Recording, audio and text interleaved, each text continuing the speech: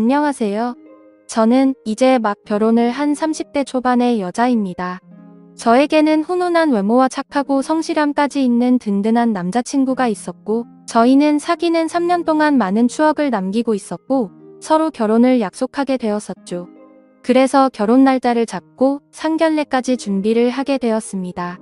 한 가지 문제가 있다라고 한다면 저에게는 부모님이 계시지 않았어요. 어렸을 적에 부모님 두 분께서 사고로 인해 일찍 돌아가셔서 형제도 없었던 저는 결혼을 더욱 빨리 하고 싶었고 화목한 가정을 만들고 싶었습니다. 그래서 사회생활을 하면서 조금씩 모은 돈과 남자친구가 모은 돈을 합쳐서 저희는 20평대의 아파트를 사게 되었죠. 물론 대출이 대부분일 정도로 빚을 많이 졌어야 했고 처음 가지게 된 집과 남편이 될 남자친구와 둘이 오순도순 살아갈 앞으로의 행복한 미래를 꿈꾸게 되었습니다. 어릴 때부터 부모님의 사랑을 못 받고 자라서 그런 건지 가족애가 뭔지 잘 몰랐던 저는 남자친구의 부모님께 친근하게 다가가거나 하는 방법을 잘 몰랐었습니다. 그래서 다른 평범한 여자들처럼 남자친구 부모님께 애교 있게 전화드리는 일도 당연히 없었던 거죠. 남자친구의 과거 여자친구들과 조금 달랐던 저이지만 남자친구는 제가 처했었던 환경을 잘 알고 있었던 사람이었습니다. 그래서 늘 자신의 부모님에 대해 좋으신 분들이라며 편하게 마음 가져도 된다며 제게 안심을 시켜주고는 하였습니다. 아무튼 그렇게 시간이 흘렀고 약속된 상견례 날이 다가왔습니다. 정말이지 남편이 될 남자친구의 부모님 앞에서 혹여나 실수라도 할까봐 제 가슴이 계속 콩닥콩닥 거렸습니다. 긴장을 많이 하게 되어서 심호흡도 길게 쉬어보고 청심환도 먹고 달달한 사탕도 씹어보며 남자친구의 부모님을 기다리게 되었었죠. 저의 긴장한 모습을 본 남자친구는 미소를 띠며 귀엽다고 말했고 빨리 결혼해서 부모님과 잘 지내는 모습도 보고 싶다며 좋아했습니다. 잠시 뒤 남자친구의 부모님이 저희가 있는 곳으로 오시게 되었고 저는 번쩍 일어나서 큰 소리로 인사드렸습니다. 안녕하세요. 영민이, 여자친구 정희입니다. 너가 정희니? 역시 영민이한테 들은 얘기처럼 예쁘고 착해 보이는구나. 남자친구의 부모님은 저를 환하게 맞아주셨고 제가 어색하지 않게 농담도 해주시면서 분위기를 편하게 만들어주셨습니다. 까다롭지 않아 보이는 어머님과 남자친구와 쏙 빼닮은 외모에 잘생긴 아버님까지 보면서 기분이 좋아지더라고요.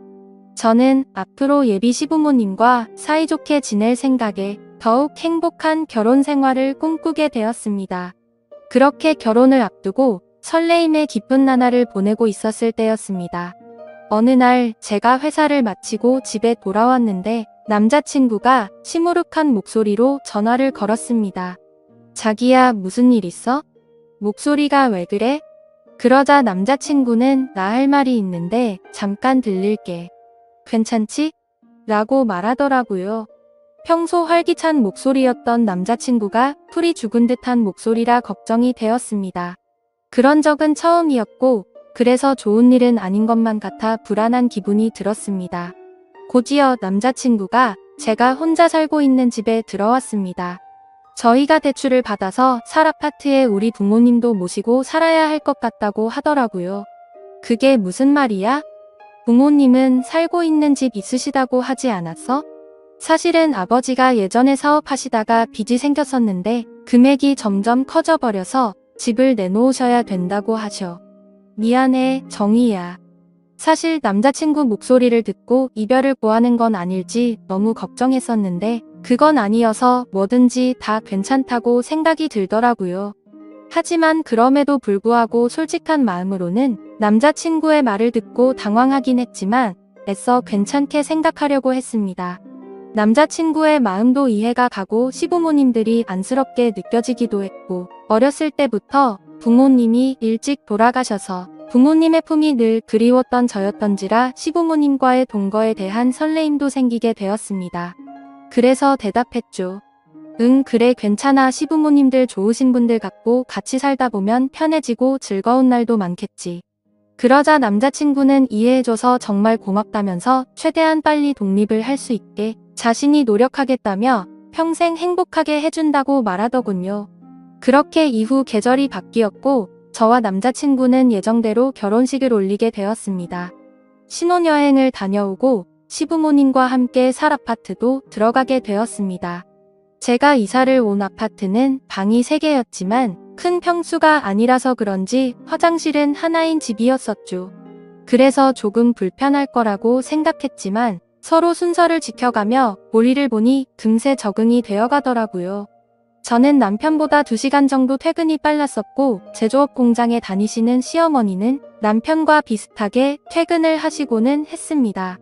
그런데 사업을 하시던 아버님은 그때 당시 사업이 망해서 그랬던 건지 건강이 많이 안 좋아져서 집에만 계신 지 오래된 상태이셨고 어머님만 일을 하고 다니셨던 사실을 제가 알게 되었습니다.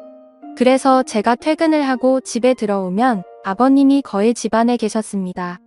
그러던 중 하루는 제가 퇴근하고 집에 왔는데 화장실이 너무 급해서 집에 오자마자 화장실로 들어갔었죠. 시원하게 볼일을 보고 밖에 나왔는데 그때 아버님이 방에서 거실로 나오시더라고요. 그래서 뒤늦게 인사를 드렸습니다. 잠시 후 저는 아버님께 저녁 식사를 준비해드리려고 나왔는데 아버님께서도 소파에 나와 계셨습니다. 남편과 시어머니는 밖에서 식사를 하고 오는 일이 잦아서 주로 저와 시아버님 단둘이서만 저녁을 먹는 일이 다반사였습니다. 저는 저녁 준비를 다 하고 머쓱하게 아버님 저녁 준비 다 됐어요라고 말했고 아버님이 오냐 하고 식탁으로 성큼성큼 오셨습니다. 그런데 자세히 보니 아버님이 러닝 아래에 짧은 바지를 입고 오시더라고요. 저는 민망하고 당혹스러워서 눈을 어디다 둬야 할지 몰라 했습니다. 그런데 그 순간에도 저는 아버님의 상체를 보았는데 운동을 자주 하셔서 그런지 몸도 다부지고 좋으시더라고요. 어색한 기운이 돌기는 했지만 아버님과 저는 아무렇지 않게 식사를 마쳤고 저는 설거지를 하려고 그릇을 집어넣고 있었습니다. 그때 아버님이 정수기에 물을 뜨러 가시면서 제 뒤를 스쳐 지나가셨습니다. 남편과 닮아 얼굴도 잘생기셔서 그런 걸까요? 아버님과 가까워지는 게 저도 모르게 두근두근 거려서 기분이 묘하더라고요. 얼마 전 남편이 말하기를 아버님께서 사업도 하셨었지만 그 핑계로 어머님을 놔두고 여러 여자를 만나고 다니셨다는 말이 문득 생각났습니다. 얼굴뿐만 아니라 몸도 멋지신 아버님을 보니 그 여자분들이 아버님께 목을 메었다는 게 이해가 되었고 저도 모르게 아버님이 더욱 매혹적이게 느껴졌습니다. 하지만 일부러 그런 게 아니실 텐데 저만 쓸데없는 생각을 하는 것 같아 제 자신을 보며 순간 부끄러운 마음이 들더라고요. 아무튼 그래서 억지로 다른 생각을 하면서 설거지를 하고 있었는데 그때 저의 뒤로 아버님이 오셨습니다. 회사 다녀와서 힘들 텐데 매번 식사에 설거지까지 하느라 힘들겠구나. 오늘은 내가 도와줄게 하고 본인이 설거지를 하신다고 말하셨습니다.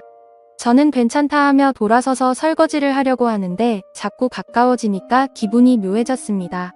순간 저희 둘은 눈이 마주쳤고 정적이 흐른 후 말도 안 되는 실수를 저지르고야 말았죠. 아버님은 다부진 몸처럼 과격한 남자였습니다. 정말 누가 봐도 욕을 할 거란 걸 잘 알지만 정신이 나갔던 건지 그 순간만큼 마음이 이끄는 대로 사고를 치고야 말았습니다. 폭풍 같은 시간이 지나가고 서로가 민망해져서 평소 때처럼 각자의 방으로 들어가 버렸습니다. 다음날 아버님이 제 눈을 잘 마주치지 않으시더라고요. 저도 다음날 머쓱한 표정으로 아버님과 인사를 나누게 되었죠. 앞으로 둘이 있어야 하는 시간이 많은데 저희 둘은 어떻게 되는 걸까요? 남편과 시어머님에게 죄를 짓는 기분에 머리로는 안 된다고 하지만 마음은 요동치는 게 정말 머리가 복잡하네요. 저는 어떻게 해야 될까요? 이미 물은 엎질러져 버렸고 아버님께 예전처럼 다시 돌아가자고 먼저 말하는 게 좋을까요? 이성과 본능 둘 중 무엇을 따라가는 게 맞는 건지 모르겠네요. 좋은 답변을 남겨주시면 감사하겠습니다. 오늘의 사연 여기까지입니다. 지금까지 읽어주신 모든 분들 감사합니다. 모두 행복한 하루 되세요. 감사합니다.